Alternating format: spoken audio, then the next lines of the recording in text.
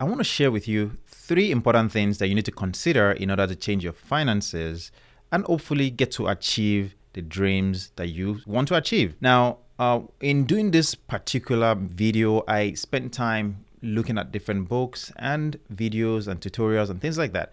And I realized that I can break them down into 3 important things. And I hope that you learn from this video. So if you do, please don't forget to drop a like on it. Now, the first thing that I want to say is that in order for you to achieve anything, we need to start with a goal, right?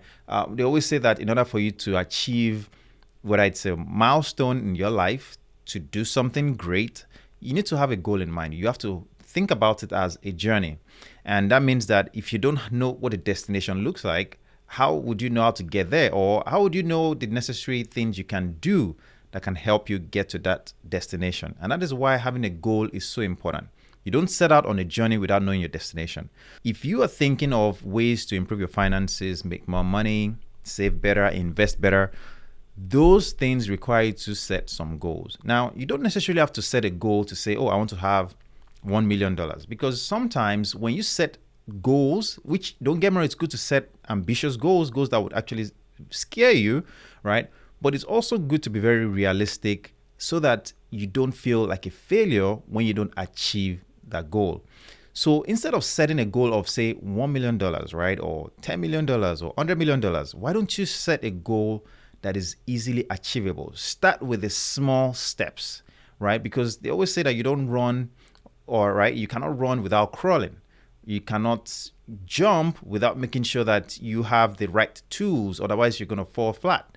So the point here is set goals that you believe are achievable, and then continually expand on that goal, continually set newer and higher goals to challenge yourself. Because otherwise, if you achieve that first goal and you don't set new goals for yourself, you become complacent and you would become demotivated because you feel like you're stuck. The reason why you feel stuck is because you're not challenging yourself to higher goals. So that's the first thing. The first thing is to set goals that will help you get a sense of motivation, get a sense of direction that you are walking in the right path. And then all you need to do is to challenge yourself and increase that goal. So start with $10,000, then move it to $100,000, then move it to $500,000, move it to $1 million. And before you know it, you are there. So that's the first part. The second step in changing our finances is finding ways to create a business. When it comes to making money, there are 2 main ways you can make money. You can either make money in a passive way or you can make money in an active way. And when it comes to actively making money, we can think about things like earned income, where you go for a job or you work at a job and then they pay you certain amount of money on a regular basis per hour or salary, whatever that may look like for you. The second active way of making money is to start a business that you are actively involved in. So if that is creating a product where you make the product and then you sell it, whether it's online, whether it's in person, whether it's, digital products, whatever that may look like for you, right? The point here is you're actively involved in the process. Now, there's a passive way of making money, and that is through investments, sometimes through real estate, sometimes through just things that you've put some effort into and then you let it sit and let it work over time. So for example, if you created a business and then you step out of the business and you let other people work for you on that business, then that's somewhat of a passive way. And all you do is come back to manage and just check on things, not that you're actively involved. So those are the 2 main ways of making money. Now, when it comes to changing our finances significantly, it is important to realize that we are limited on how much of our time we have to spend on things.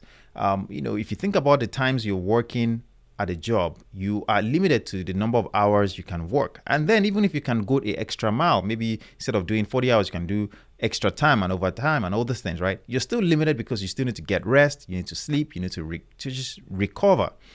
And if you continue to overwork yourself, you would find yourself even in a worse place because now your body breaks down. On the other hand, with a passive style investing or passive business, all you have to do is to have this investment and it's working for you. So while you're sleeping, while you're away, while you're not actively there, this business is working for you. And your goal is to be able to find yourself in such a business or in a passive way of making money. Now, there are ways in which you can do this. You can think about investments, right? Which can be a business, depending on how you structure it. You can think about real estate, which can be very passive as well, depending on how you get into it and how it's managed, because you can actively be involved or you can be passively involved as well. But also, when it comes to your actively earned money, you can still find ways to scale that as well by actually maybe asking for a raise, maybe changing companies to get a raise. There are so many options. But the point here is those are the two ways you can really work on your income. And by making sure that you are putting your efforts in that passive aspect is one of the best ways to make money. The third one is being able to handle difficulties along the way. You see, this aspect is what will stop you from being able to achieve anything great.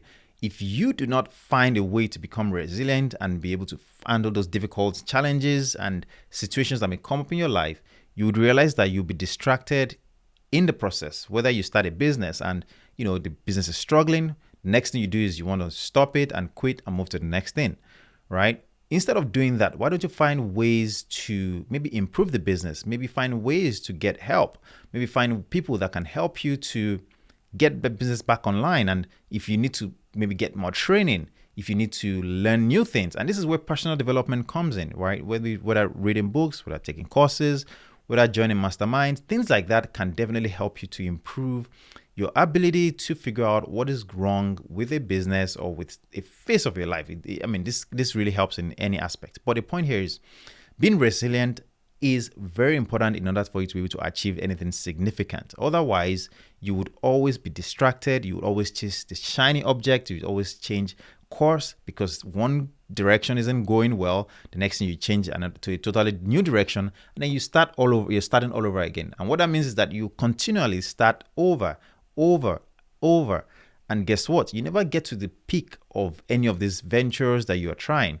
And that is why it is very important that as you work towards, creating a life that you want, having the freedom, having the money that you want to make sure that you position yourself. You want to make sure that you position yourself in things that can help you have that freedom, right? Things that will help you earn money passively.